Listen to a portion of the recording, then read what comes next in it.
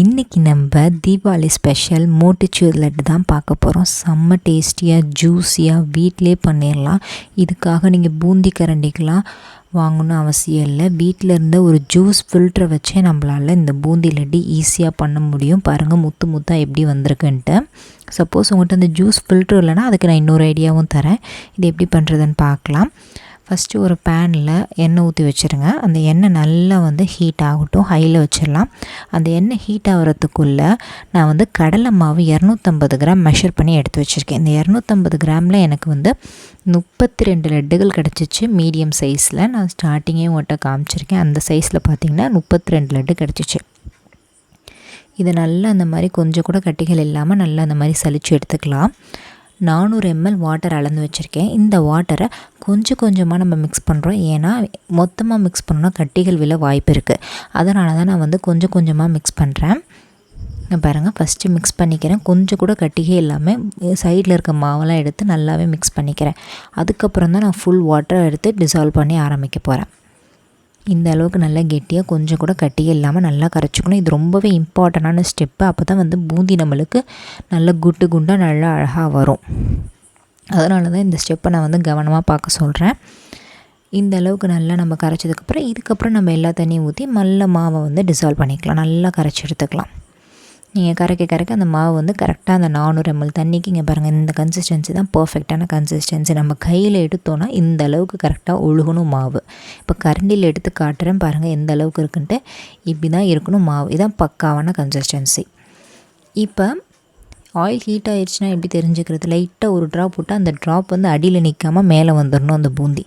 அப்போ தான் ஆயில் நல்லா ஹீட் ஆகிருக்குன்னு அர்த்தம். இப்போ நான் அந்த ஜூஸ் ஃபில்டரை எடுத்துட்டேன்.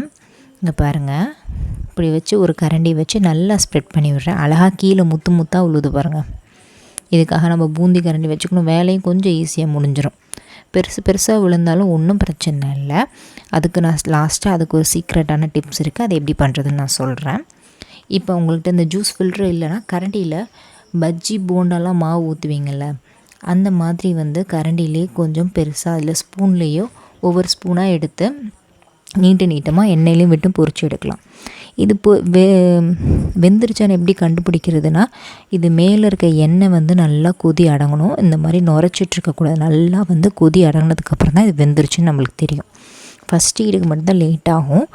அடுத்த ஈடெலாம் டக்குன்னு புரிஞ்சிடும். நான் இதை ஃபுல்லாக சிம்லேயும் ஹைலேயும் மாற்றி வச்சுருக்கேன். சப்போஸ் நீங்கள் சிம்மில் வச்சிங்கன்னா அடிக்கடி திருப்பிவிட தேவையில்லை.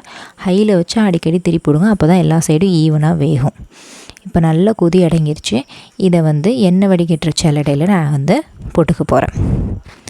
மிச்சம் இருக்கதையும் நான் அது மாதிரி வடித்து எடுத்துக்க போகிறேன்.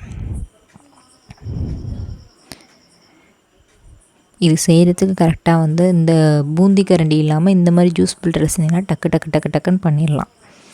அதுவும் இல்லைனா ஸ்பூனை வச்சு சும்மா அந்த மாவு அந்த எண்ணெயில் விட்டு நீங்கள் லைட்டாக பொரிச்சு எடுத்தாவே போதும். ஸ்டார்டிங்கில் கிறிஸ்பியாக இருக்காது. அதுக்கப்புறம் கிறிஸ்பியாக கொஞ்சம் நேரம் கழித்து நல்லா ஆகிடும். இது மாதிரி எல்லா மாவையும் நம்ம பொரிச்சு எடுத்துக்கலாம். பொரிச்சு எடுத்ததுக்கப்புறம் இன்னொரு பேனில் 500 கிராம், அதாவது அரை கிலோ சர்க்கரை எடுத்திருக்கேன். அரை கிலோ சர்க்கரைக்கு கரெக்டாக 300 ml தண்ணி எடுத்திருக்கேன். நீங்கள் 250 ml தண்ணி எடுத்திங்கன்னா லட்டு கொஞ்சம் ட்ரையாக இருக்கும். 300 ml ஊற்றிங்கன்னா கரெக்டாக இருக்கும், கொஞ்சம் ஜூஸியாக இருக்கும். நெக்ஸ்ட் டேலாம் வச்சு சாப்பிடும்போது கரெக்டாக இருக்கும். ஃபஸ்ட் நாள் பார்க்க கொஞ்சம் ஜூஸியாக இருக்க மாதிரி இருக்கும். செகண்ட் டேக்கு பர்ஃபெக்டான கன்சிஸ்டன்சி. நான் இன்றைக்கி கேசரி பவுடர் தான் ஆட் பண்ணியிருக்கேன். உங்களுக்கு இந்த கலர் ஆட் பண்ண விருப்பம் இல்லைன்னா நீங்கள் என்ன கலர் ஆட் பண்ணுறீங்களோ ஆட் பண்ணிக்கோங்க. விருப்பம் இல்லைன்னா ஆட் பண்ண வேண்டாம். இதில் 2 டேபிள் ஸ்பூன் நெய் விட்டுக்கிறேன். நெய் நல்ல ஒரு ஃப்ளேவர் தரும் அந்த சக்கரை பாவோட மிக்ஸ் ஆகும்போது. அதனால் 2 டேபிள் ஸ்பூன் நெய் விட்டு நல்லா மிக்ஸ் பண்ணிக்கோங்க. மிக்ஸ் பண்ணதுக்கப்புறம் கொஞ்சமாக ஒரு 2-3 ஏலக்காவை இடித்து போட்டுக்கலாம். ஒரு பிஞ்ச் உப்பு போட்டுக்கலாம். இப்போ நம்ம பொரிச்சு வச்சிருந்த பூந்தியெல்லாம் மிக்சியில் போட்டு ஒரே ஒரு சுற்று, அதாவது பல்ஸ் மோடில் ஒரு 2-3 டைம் போட்டு ஆஃப் பண்ணிங்கன்னா நம்மளுக்கு பூந்தி குட்டி குட்டியாக கிடச்சிரும். மோத்திச்சூர் லட்டுவோட ஸ்பெஷலே என்னென்னா அதோட பூந்தி குட்டி குட்டியாக இருக்கிறதா. ஸோ நான் மிக்சியில் போட்டு நல்லா கோர்ஸாக அரைச்சி எடுத்துகிட்டு வர போகிறேன். பல்ஸ் மோடில் தான் போடணும், அந்த ஸ்பீடில் வைக்கக்கூடாது. இப்போ பாருங்கள், பூந்தி பாருங்கள் நம்மளுக்கு குட்டி குட்டியாக கிடச்சிருச்சா. இது ஓரமாக இருக்கட்டும். இப்போ சக்கரை பாவு நல்லா காஞ்சிருச்சா.